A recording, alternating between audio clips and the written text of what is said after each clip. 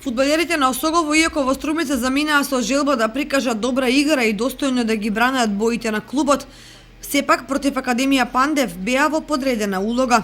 Претрпеа убедлив пораз од 3:0, а доколку домакините ги искористеа 100% шанси, поразот можеше да биде уште поубедлив.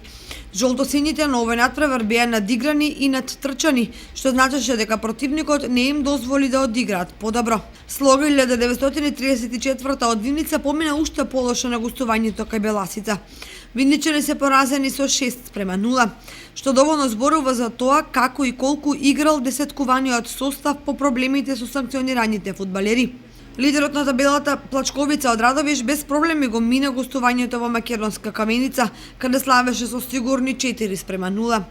Во наредното коло Осогово на свој терен ја пречекува екипата на Напредок Здравје, а виничани ќе имаат тешка задача против Академија Пандев. Покрај овие дуели, во Радовиш ќе се одигра едно од големите дербија, во кое Плачковица ја пречекува Беласица.